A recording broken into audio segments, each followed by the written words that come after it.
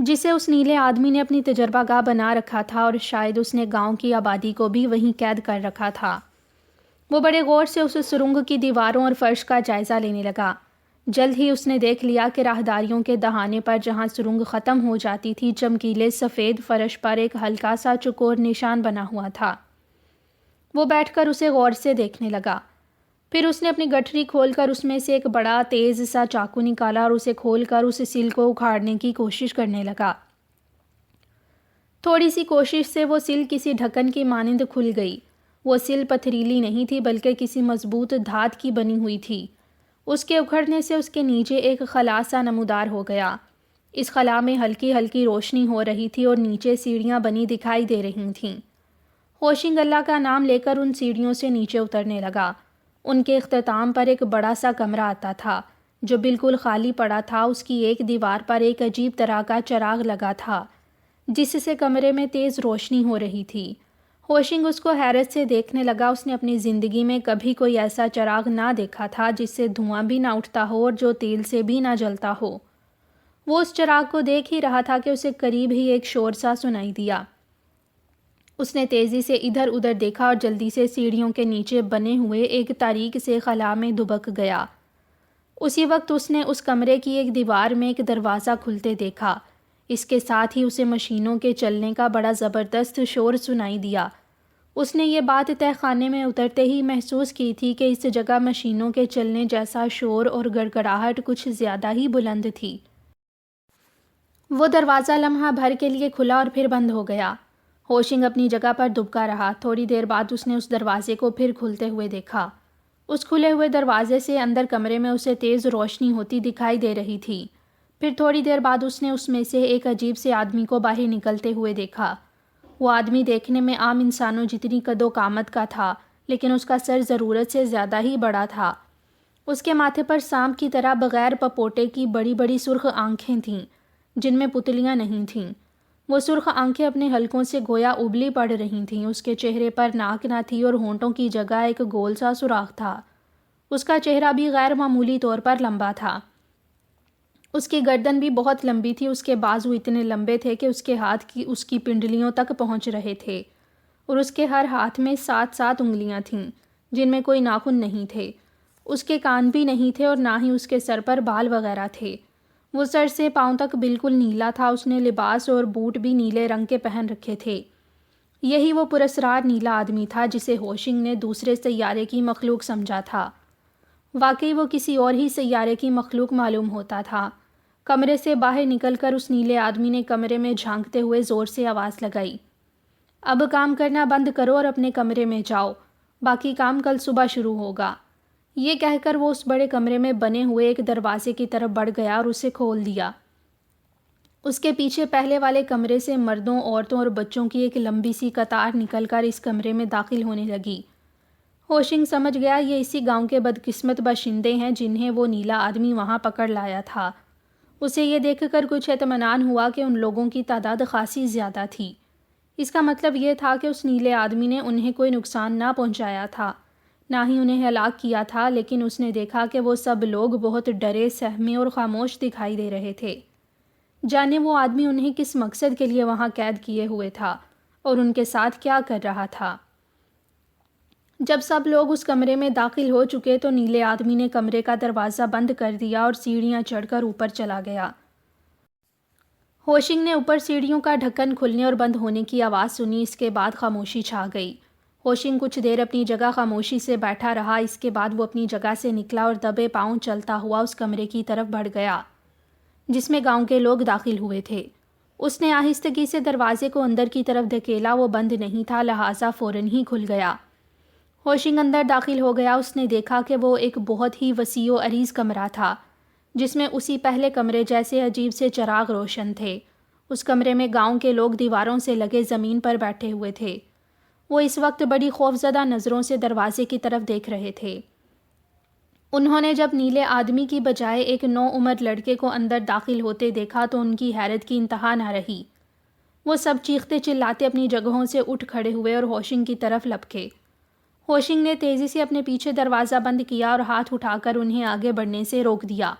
خاموش رہو، رک جاؤ، اس نے چلا کر ان سے کہا۔ وہ سب اپنی جگہوں پر ساکت ہو گئے۔ ہوشنگ نے انہیں آرام سے اپنی جگہوں پر بیٹھ جانے کو کہا۔ جب سب بیٹھ گئے تو ہوشنگ نے ان کو بتایا کہ وہ ایک مسافر ہے جو گھومتا پھرتا ان کے گاؤں میں آ نکلا۔ وہاں ایک بوڑھے آدمی نے اسے بتایا کہ اس گاؤں میں کوئی نیلا آدمی آیا تھا اور وہاں کی تمام آبادی کو پکڑ کر اپنے ساتھ لے گیا تھا۔ اس نے اس بوڑھے آدمی سے گاؤں والوں کو اس نیلے آدمی سے نجات دلانے کا وعدہ کیا ہے اور اب اسے تلاش کرتا ہوا اس جگہ آن پہنچا ہے۔ اس نے اسے دیکھ لیا ہے، اب وہ اسے ہلاک کر کے ہی رہے گا۔ لیکن بیٹا یہ کام آسان نہیں، ایک بوڑھا آدمی اپنی جگہ سے بولا۔ یہ نیلا آدمی کوئی ہمارے جیسا انسان نہیں بلکہ کسی سیارے کی مخلوق ہے جس پر کوئی ہتھیار اثر نہیں کرتا، نہ سینکڑوں انسان مل کر اس کا کچھ بگاڑ سکتے ہیں۔ پھر تم تو ایک نوعمر لڑکے ہو، تم اس کا کیا بگاڑ لوگے؟ میں اسے ہلاک کرنے کا تہیہ کر چکا ہوں، ہر قیمت اور ہر صورت میں، ہوشنگ بولا۔ اگر اسے ہلاک نہ کیا گیا تو یہ دوسری آبادیوں کو بھی ہلاکت اور تباہی میں ڈال دے گا۔ لیکن آپ کو کچھ معلوم ہے کہ وہ آپ سب کو اس کمرے میں بند کر کے خود کہاں چلا گیا ہے اور آپ لوگ یہاں اس کے لیے کیا کام کر رہے ہیں؟ وہ منحوس آدمی اس وقت آرام کرنے گیا ہے، اگلی صبح وہ پھر ہمیں کام پر لگا دے گا، بوڑھا آدمی بولا۔ جب تک اس کا کام ختم نہیں ہو جائے گا ہم برابر اس کی بگاڑ بھگتتے رہیں گے، اس کے بعد وہ ہم سب کو اپنے ساتھ لے جائے گا۔ ہوشنگ نے چونک کر اس کی طرف دیکھا۔ کہاں لے جائے گا؟ وہ آپ لوگوں سے کیا کام کروا رہا ہے؟ وہ ہم سے ایک بہت بڑی اڑن تشتری بنانے کا کام لے رہا ہے، بوڑھا آدمی بولا۔ ان پہاڑوں کے اندر اس نے اپنی تجربہ گاہیں اور کارخانے بنا رکھے ہیں جن میں وہ طرح طرح کے تجربات کرتا اور چیزیں بناتا رہتا ہے۔ وہیں ایک جگہ وہ اپنی اڑن تشتری تیار کروا رہا ہے۔ ہمارے گاؤں کی آدھی آبادی وہ پہلے اپنے مختلف تجربات کے لیے پکڑ کر لایا تھا۔ وہ لوگ خدا جانے کہاں گئے، شاید وہ ان پر اپنے ظالمانہ تجربات کرتا رہا ہوگا جن میں وہ ہلاک ہو گئے ہوں گے۔ گاؤں کی باقی آبادی ہم ہیں جنہیں وہ اڑن تشتری مکمل ہوتے ہی اپنے ساتھ اپنے نیلے سیارے پر لے جائے گا۔ یہ بات کیا اس نے خود آپ لوگوں سے کہی ہے؟ ہوشنگ نے پوچھا۔ ہاں، وہ کہتا ہے کہ وہ اپنے سیارے میں ہماری آباد کاری کرنا چاہتا ہے، جبکہ ہم ہرگز وہاں نہیں جانا چاہتے، لیکن ہم اس کے ہاتھوں مجبور ہیں۔ ہم نہ اس جگہ سے نکل کر کہیں جا سکتے ہیں، نہ اپنے گاؤں کو چھوڑ کر کسی اور جگہ جا کر آباد ہو سکتے ہیں۔ اس ظالم نیلے آدمی نے کہا ہے کہ وہ ہمیں ہر جگہ ڈھونڈ نکالے گا اور ہر قیمت پر اپنے ساتھ اپنے نیلے سیارے میں لے جائے گا۔ یہ بہت بھیانک بات ہے، ہوشنگ بولا۔ ہم انسانوں کے رہنے کی جگہ یہ زمین ہے، ہم کسی اور سیارے میں جا کر آباد ہونے کے بارے میں سوچ بھی نہیں سکتے۔ ہاں، یہ نیلا آدمی کیا آپ لوگوں کا یہاں اچھی طرح سے خیال رکھ رہا ہے؟ یہ کہیں آپ پر کوئی ظلم تو نہیں کرتا؟ اس کا سب سے بڑا ظلم تو یہی ہے بیٹا کہ یہ ہمیں ہمارے گھروں سے نکال کر اس قید خانے میں لے آیا ہے، بوڑھا آدمی بولا۔ ویسے یہ ہمیں تنگ نہیں کرتا، ہمیں بہترین پھل اور میوے کھانے کو دیتا ہے اور کچھ ایسی دوائیاں بھی جنہیں ہم کھا کر خوب چاقو چوبند ہو جاتے ہیں، لیکن نہ جانے کیوں یہ ہمیں پینے کے لیے پانی نہیں دیتا، بلکہ پانی کا نام سنتے ہی بری طرح سے چیخنے چلانے لگتا ہے۔ ہوشنگ کو بڑی حیرت ہوئی۔ وہ کیوں؟ خدا ہی جانے بیٹا، بوڑھا آدمی بولا۔ وہ ہماری طرح کا انسان ہی کب ہے جو اسے بھی وہی کچھ پسند ہو جو ہم انسان پسند کرتے ہیں؟ پانی کا نام سنتے ہی وہ کچھ ایسا غضبناک ہو جاتا ہے کہ اسے دیکھ کر ڈر لگنے لگتا ہے۔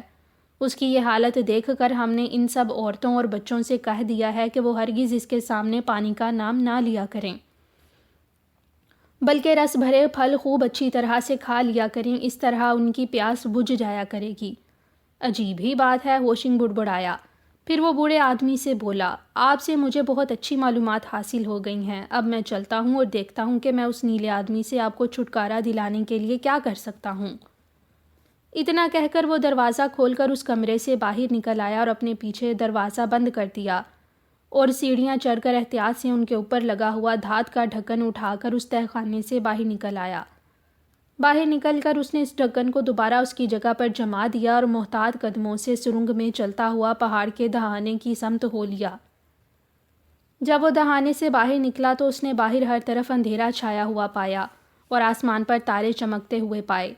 دہانے سے باہر نکل کر وہ آہستہ آہستہ محتاط قدموں سے چلتا ہوا پہاڑ سے نیچے اترنے لگا۔ اسے اب جو کچھ کرنا تھا وہ صبح ہونے سے پہلے پہلے کرنا تھا۔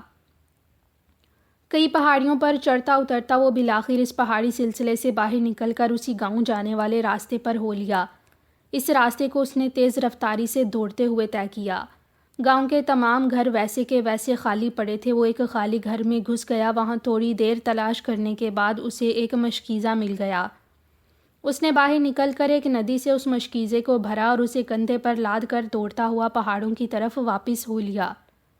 پہاڑوں میں پہنچ کر اس نے تیزی سے اونچی نیچی پہاڑیوں کو طے کرنا شروع کیا اور جلد ہی اس پہاڑ کے دہانے تک پہنچ گیا جس کے اندر اس نیلے آدمی نے اپنی دنیا بنا رکھی تھی۔ اس نے مشکیزہ سے پانی کے قطرات ٹپکنے کے خطرے کے پیش نظر اس پر کپڑا لپیٹ دیا اور اسے کندھے پر لاد کر احتیاط سے پہاڑ کے دہانے میں داخل ہو گیا اور بڑی احتیاط سے نیچے اترتا ہوا سرنگ میں داخل ہو گیا۔ سرنگ کے آخری حصے میں ویسی ہی ہلکی ہلکی روشنی ہو رہی تھی۔ اس روشنی میں اس نے تہہ خانے کے منہ پر جمی ہوئی دھات کی سل اپنی جگہ سے اکھاڑی اور نیچے سیڑھیوں پر اتر کر اسے اپنی جگہ پر جما دیا اور مشکیزہ کندھے پر اٹھائے احتیاط سے سیڑھیاں اتر کر نیچے تہہ خانے میں پہنچ گیا اور سیڑھیوں کے تاریک خلا میں داخل ہو گیا۔ اس نے مشکیزہ کندھے سے اتار کر فرش پر رکھ دیا اور خود بھی اس کے پاس ہی بیٹھ گیا اور صبح کا انتظار کرنے لگا۔ نیند اس کی آنکھوں سے کوسوں دور جا چکی تھی۔ پھر کافی دیر گزرنے کے بعد اس نے اوپر تہہ خانے کی سیڑھیوں پر سے سل ہٹائے جانے کی آواز سنی۔ وہ ایک دم اپنی جگہ سے اٹھ گیا۔ شاید صبح ہو گئی تھی اور وہ نیلا آدمی تہہ خانے میں داخل ہو رہا تھا۔ اس نے فرش پر پڑا ہوا مشکیزہ اٹھایا اور نیلے آدمی کے نیچے آنے کا انتظار کرنے لگا۔ پھر اس نے اسے سیڑھیاں اترتے سنا۔ اس نے مشکیزے کے منہ پر بندھی ہوئی رسی کھول دی اور مشکیزے کے منہ پر سختی سے ہاتھ جما دیا۔ اسی وقت وہ نیلا آدمی سیڑھیاں اتر کر نیچے آ گیا اور اس کے سامنے سے گزر کر اس کمرے کی طرف جانے لگا جس میں اس نے گاؤں کے لوگوں کو بند کر رکھا تھا۔ ہوشنگ نے فوراً ہی اپنی جگہ سے حرکت کی۔ اس نے بجلی کی سی پھرتی کے ساتھ آگے بڑھ کر مشکیزے کا منہ نیلے آدمی کی طرف کرتے ہوئے اس پر سے ہاتھ ہٹا دیا۔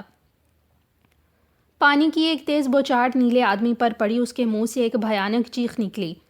وہ بری طرح سے اچھل پھاند کرنے اور چیخنے چلانے لگا، لیکن ہوشنگ رکے بغیر اس پر برابر مشکیزے کا پانی پھینکتا رہا۔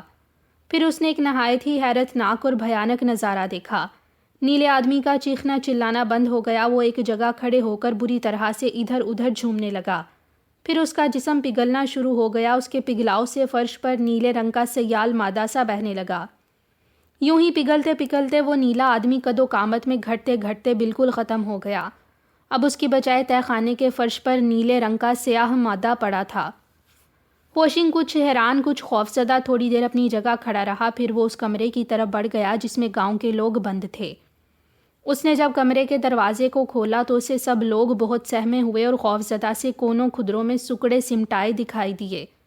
انہوں نے جب دروازہ کھلتے ہی نیلے آدمی کی بجائے ہوشنگ کو کمرے میں داخل ہوتے دیکھا تو ان کا خوف و ڈر ایک دم دور ہو گیا۔ وہ خوشی اور مسرت سے چلاتے ہوئے اس کی طرف دوڑ پڑے۔ انہوں نے تہہ خانے میں آنے والی نیلے آدمی کے چیخنے چلانے اور بھاگ دوڑ کرنے کی آوازیں سن لی تھیں اور اس خیال سے ڈرنے اور خوفزدہ ہونے لگے تھے کہ شاید ہوشنگ اس پر قابو نہ پا سکے گا اور دوسرے لوگوں کی طرح وہ بھی نیلے آدمی کے ہاتھوں موت کے گھاٹ اتر جائے گا۔ لیکن اب نیلے آدمی کے بجائے ہوشنگ کو کمرے میں داخل ہوتے دیکھ کر وہ فوراً سمجھ گئے تھے کہ یہ بہادر لڑکا واقعی اس نیلے آدمی کو ختم کرنے میں کامیاب ہو گیا ہے۔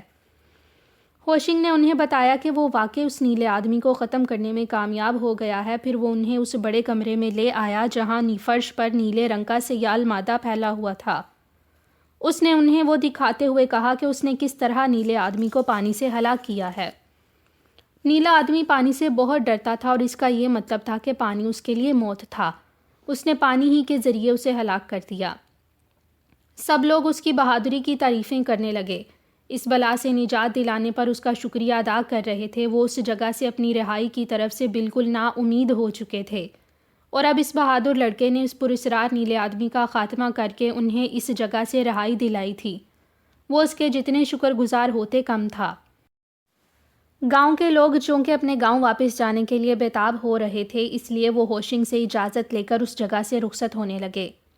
ہوشنگ نے گاؤں کے چند نوجوانوں کو اپنے ساتھ وہیں روک لیا تھا کیونکہ وہ ان کے ساتھ اس جگہ کو دیکھنا چاہتا تھا۔ چنانچہ گاؤں والوں کے رخصت ہو جانے کے بعد ہوشنگ کے کہنے پر ان نوجوانوں نے اس نیلے آدمی کی اس زیر زمین دنیا کی سیر کرائی۔ اس نے دیکھا کہ ان گنبدوں اور میناروں کی صورت میں تراشے ہوئے پہاڑوں اور چٹانوں کے اندر اس نیلے آدمی نے اپنی بڑی بڑی تجربہ گاہیں اور کارخانے بنا رکھے تھے۔ ان میں ایسی ایسی مشینیں، ہتھیار اور اوزار سجے تھے جنہیں دیکھ کر عقل چکرا جاتی تھی۔ ایک بہت ہی بڑے، بہت اونچی چھت والے کمرے میں 2 اڑن تشتریاں کھڑی تھیں۔ ایک اڑن تشتری بہت چھوٹی سی تھی، شاید وہ نیلا آدمی اس میں بیٹھ کر اپنے سیارے سے زمین پر آیا تھا۔ دوسری اڑن تشتری بہت ہی بڑی جسامت کی تھی، اس میں سینکڑوں لوگ سوار ہو سکتے تھے۔ یہ اڑن تشتری پر گاؤں کے لوگوں سے کام کروایا جا رہا تھا۔ اس نے مردوں کے ساتھ عورتیں اور بچے بھی اپنے کارخانوں اور تجربے گاہوں میں کام کرنے پر لگا رکھے تھے۔ ہوشنگ کو ان جگہوں کی سیر کرتے ہوئے وہ خفیہ کمرہ بھی مل گیا جہاں اس نیلے آدمی نے گاؤں کے اکثر لوگوں کو ہلاک کر کے ڈال دیا تھا۔ اب اس کمرے میں ان کی لاشوں کی کھوپڑیاں اور ڈھانچے ہی باقی رہ گئے۔ یہ نظارہ دیکھ کر ہوشنگ کو بہت رنج ہوا۔ نیلے آدمی کو ہلاک کرنے کے بعد ہوشنگ چند دنوں تک اس گاؤں میں مقیم رہا۔ اس کے کہنے پر گاؤں والوں نے نیلے آدمی کے تہہ خانے میں جا کر اس کی تجربہ گاہوں اور کارخانوں کی ہر چیز تباہ کر دی۔ انہوں نے دونوں اڑن تشتریوں کے بھی ٹکڑے ٹکڑے کر دیے اور ان ٹکڑوں کو گاؤں میں اٹھا لائے۔ اس کے بعد انہوں نے بھاری پتھر اور چٹانیں گرا گرا کر نیلے آدمی کی زیر زمین دنیا کو تباہ و برباد کر دیا۔ ہوشنگ کچھ عرصے اس گاؤں میں ٹھہرا رہا۔ گاؤں والے اس کی بہت عزت کرتے تھے۔ پھر ایک دن اس نے ان سے اجازت لی اور ان سے رخصت ہو کر اپنے سفر پر روانہ ہو گیا۔